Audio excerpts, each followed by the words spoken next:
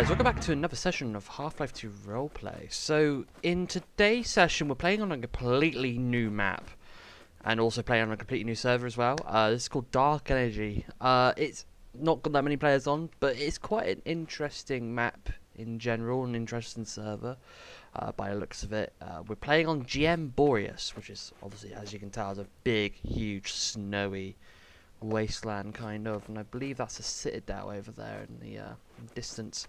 Anyway, so we are just a normal citizen called Jeremy Fisher. I couldn't really think of any other names, even though there's like millions out there, but yeah, so this map is really quite interesting. There's a shit ton of locations by the looks of it, and this honestly looks like something I'd have a lot of fun playing with, I think, by myself with like NPCs and stuff. But anyway, let's just, you know, walk about, see what's going on, and kind of talk about how this map would kind of fit in with the aspect of Half-Life 2 roleplay whilst we're at it. And I think the first thing I really would like to talk about is how there has been a game mode out there that's been around for a while, and that's the Half-Life 2 Clockwork, Half-Life 2 Roleplay, the Resistance side of the Half-Life 2 Clockwork game mode. And it's not that bad of a game mode, actually, or a alternative to the normal Half-Life 2 Roleplay that you can play. I think personally I much prefer the normal Half-Life 2 roleplay, comparing it to the I think it's I forgot what it's actually called. It's like something to do with like Resistance or something, but basically what I'm talking about is the alternative Half-Life 2 roleplay game mode is basically where you're in the Wastelands, or you're at Outlands, that's it. Half-Life 2, I think it's Half-Life 2 Roleplay Outlands, I think, something like that. Something along the lines of that name. But basically, it is really interesting because you can basically roleplay pretty much as a Resistance member or a civilian that's escaped the city, and basically become a keen Resistance member on trying to defeat the Union, so to say.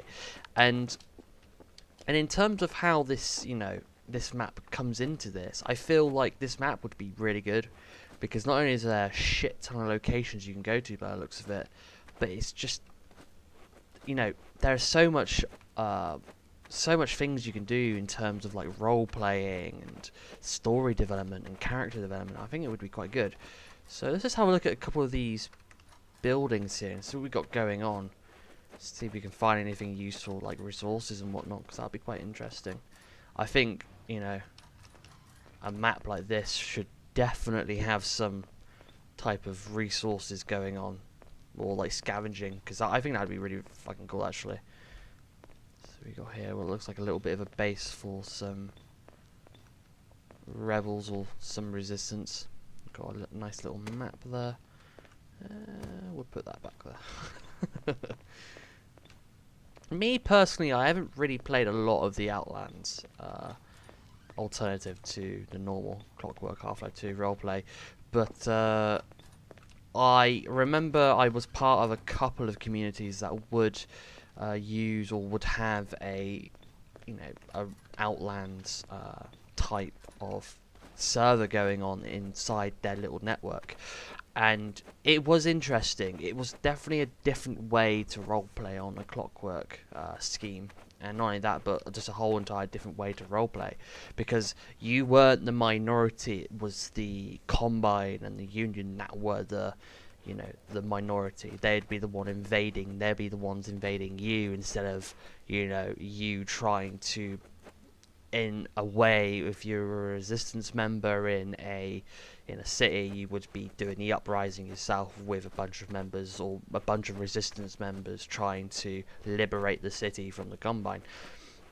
And that's something you don't really see a lot in Half-Life 2 roleplay, I think, anymore, especially with a lot of smaller servers. I think a Nebulous Cloud does it quite a bit in terms of just like character development and story development, but, you know, I feel like nowadays the shift has kind of gone from wanting to become a resistance member in the Half-Life 2 universe to then going on the other side of the spectrum to becoming a CP or a Combine soldier or OTA. But either way though, I do like to roleplay as a resistance member sometimes, and sometimes I just end up getting myself involved into resistance member or resistant like things without even knowing it. It's actually fucking mad. Like, there's been plenty of times where I've recorded or I've just been playing Half-Life 2 roleplay in general, and I've just gotten myself into like resistance type activities. And it mainly happens when you escape the city, because when you have maps where the city has an outland area or an outer bounds area where citizens can go to out of the city, that's where a lot of the resistance members will be, because that's where obviously the Combine and the CPs won't explore unless they've been ordered to, which is kind of understandable. But either way though, I do definitely feel like this map would be perfect for a Outland server. I mean, it's just so big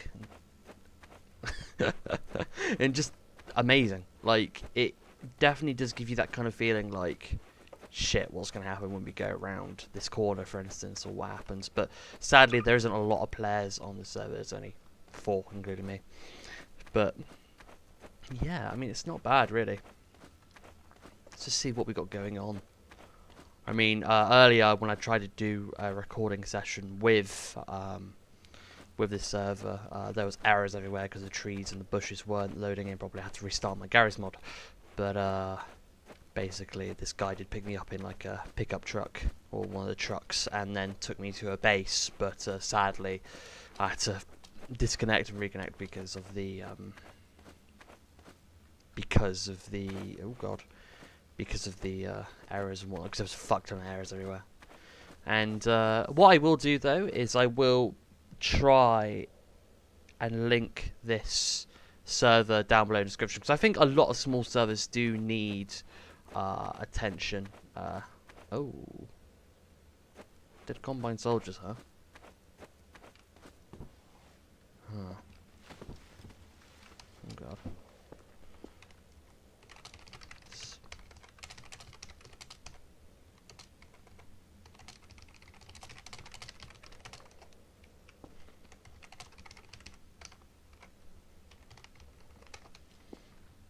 Just a normal Combine soldier.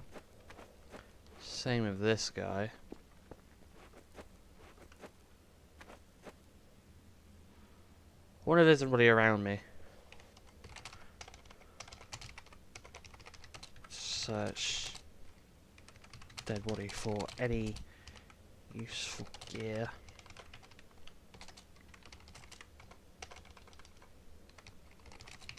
Get everything he sees closely and safely.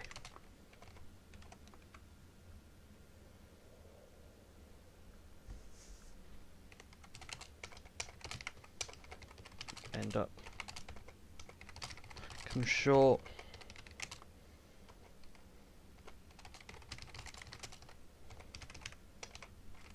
Already. Looted. Let's just do that. Bit of character development, why not?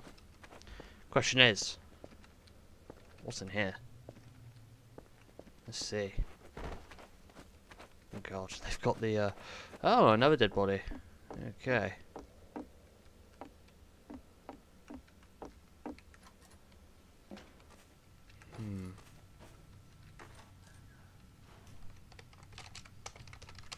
Step inside quietly, making sure he was not making too much noise.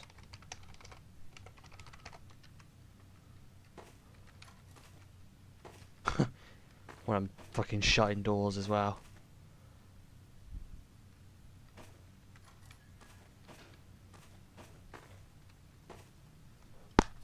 Got no Combine in here.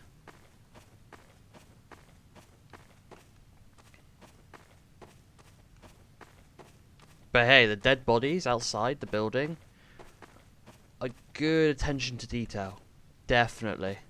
Like, I feel like that needs to happen more. Well, I guess actually it has been happening, because in our session of Nebulous Gaming that we had in our last session, there was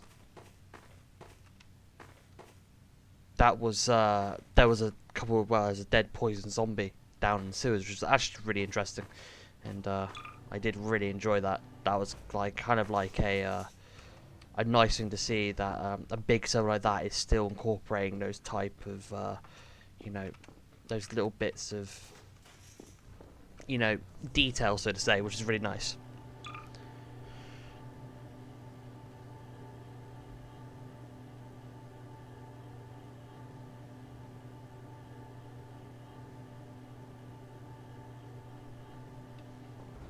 Right.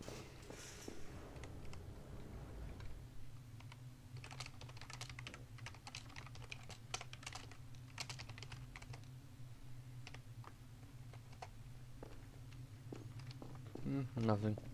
Corber. Peek around the Corber.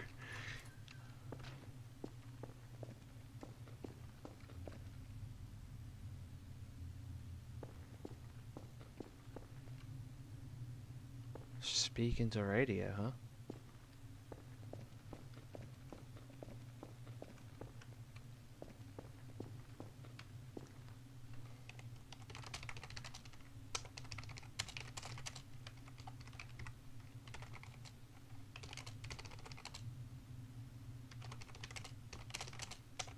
He should move on. I mean, we might as well.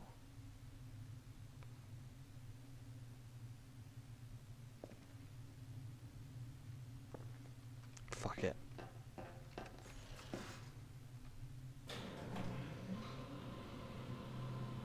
See what's going on. Oh, shit, this thing goes fast. Fucking hell. Wow. Oh, okay.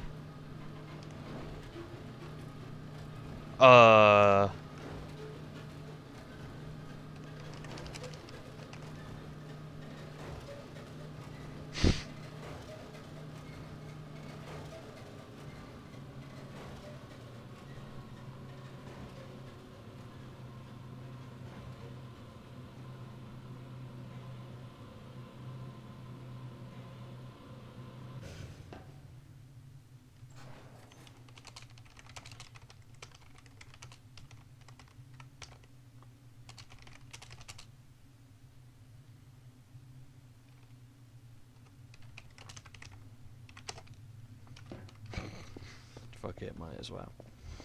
So, interesting stuff. This is a huge map though, but one thing though that I will say about having a map this big is that I personally would say that you would need a whoever made this map though is fucking talented as shit. This map is fucking great. The problem is with a map like this, you need a big player base to have this kind of map working, so to say, because if you have little amounts of people, there really isn't going to be nothing going on. And it is a great map, and I could imagine there could be a lot of cool things you could RP and you could like do and stuff, but in terms of how this map is and how big it is, I don't think it's good enough for a small player base. You would need to grow it like immensely, and you know, I think at least you'd need a fan or a player base of at least 20 people for a big map like this to at least be able to get into contact with some people and being able to you know, have that kind of fun role-playing experience on a server like this with a map like this. And I mean, this server is still new, so you know, we will have to see what happens in the future, but I would love to see this server just get popular and then see if there is any fuck, this map is huge. Literally, it feels like a game itself.